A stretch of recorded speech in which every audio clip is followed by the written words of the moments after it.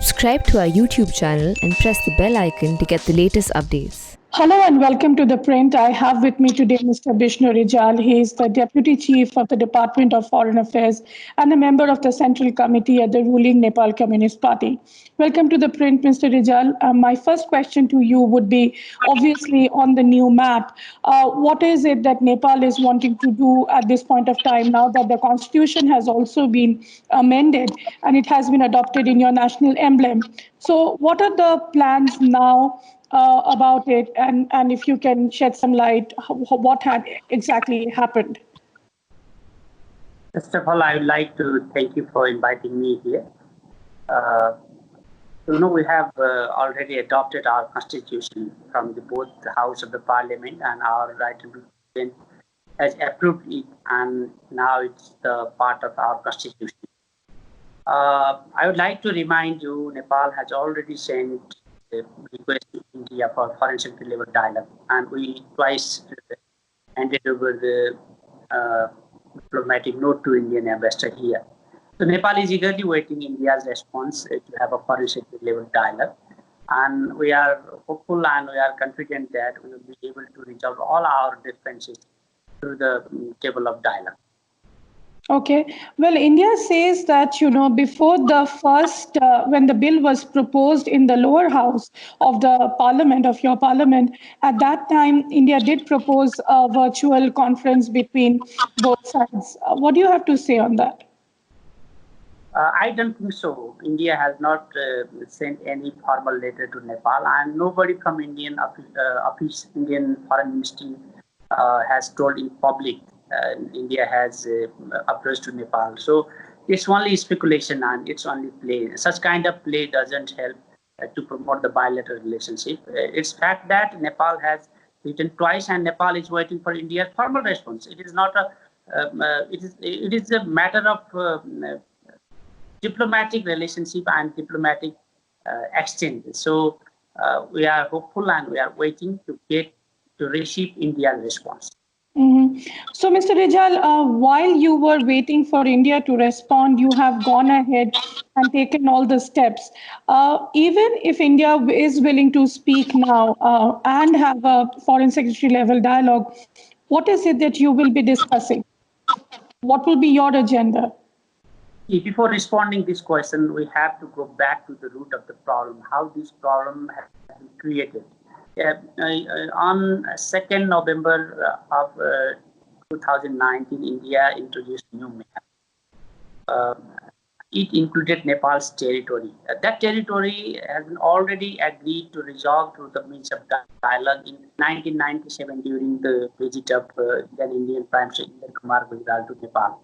And after that, at least 6 times after the visit of the Prime Minister, it has been agreed that dispute will be resolved through the dialogue. And Nepal, that is the Kalapani dispute. Kalapani dispute, that, yeah. So India issued a new map by including that territory, and it's obvious Nepal reacted Nepal with reservation, and Nepal wrote to India.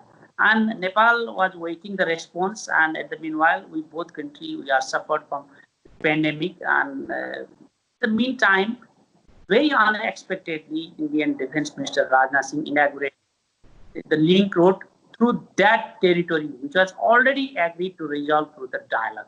So Nepal again handed over the diplomatic note to India, and India did not respond positively. So it is very natural, and it is our right to react to protect our territory. So all political parties, government, people, we all together made the joint effort, and we became able to amend our constitution. And one more important point, you can see this time in Nepal, there is national consensus. No political party differs with this agenda. Among and between the political party, there are many differences, even about our foreign relationship. We have differences, but in this point, no party differs the agenda. It means we all are convinced that we all are sure that this territory belongs to us. We have sufficient proofs, documents, maps, subsequent letters, and so we request India to have a foreign secretary level meeting, and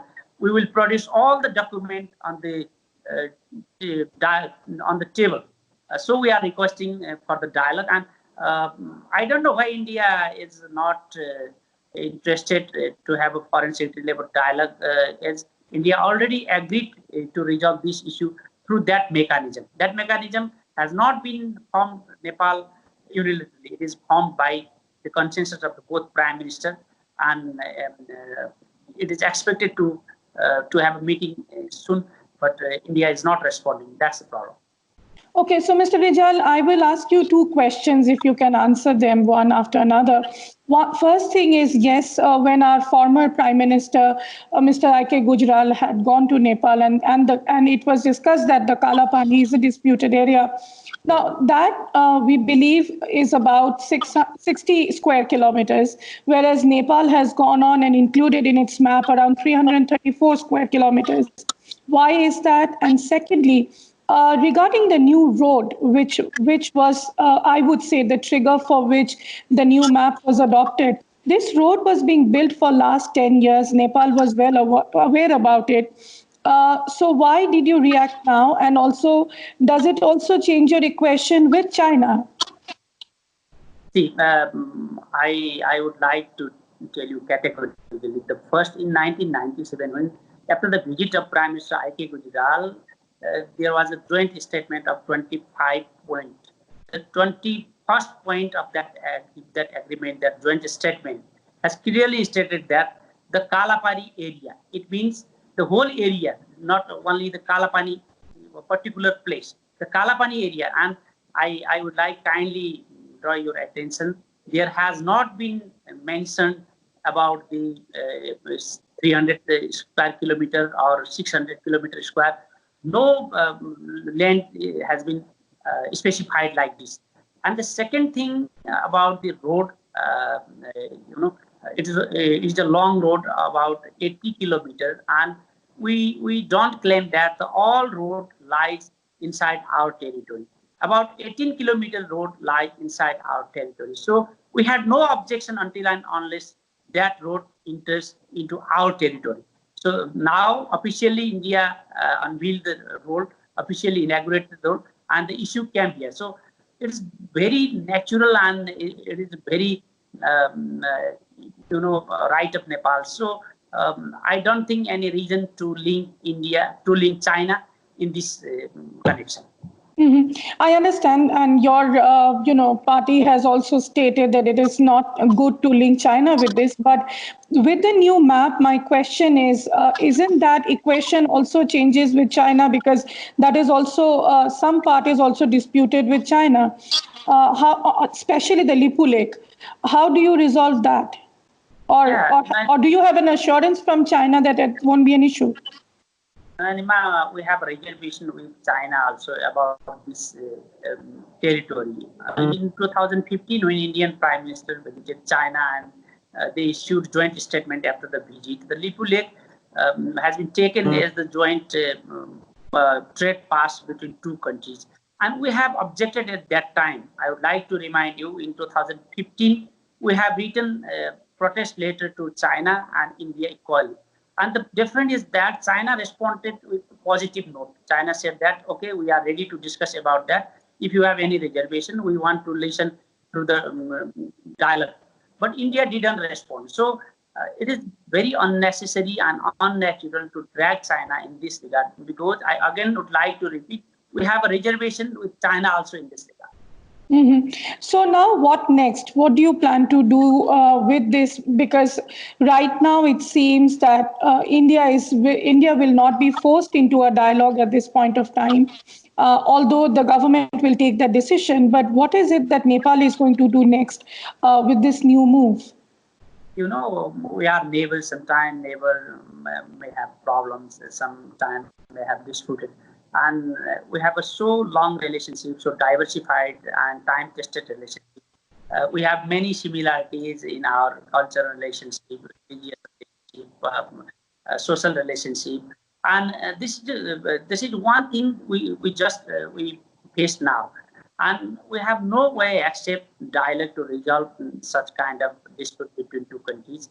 And I would like to request the government of India, people of India, to take it positively. What Nepal reached an agreement in this time without instead of political differences, political biasness, or political disputes. All political parties are in the same boat, and Nepal feels that Nepal claim, and Nepal is convinced that this territory belongs to us. And yes, India may have their argument, their reservation. To resolve our disputes, reservations, we should sit together for dialogue. Except dialogue, there is no way to resolve this issue. And I'm hopeful that this issue will be resolved through the means of dialogue.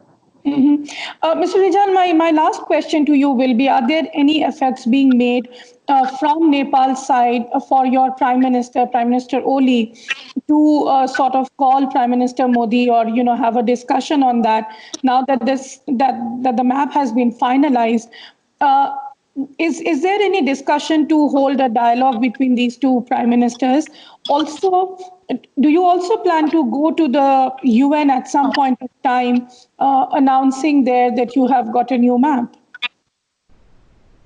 Nepal some reports are saying that. Some media reports are stating that. Nepal has been trying its best to establish a dialogue with India. From informal and formal channel, we are trying to send our message. Even from the Prime Minister level, Nepal has tried to reach to India. I'm not sure, I don't know, and I'm not that official to say officially why it don't really happen. But our formal channel also activated now. They are doing their job from their formal line. And from informal side also, political leadership from former bureaucrats, they are trying their best.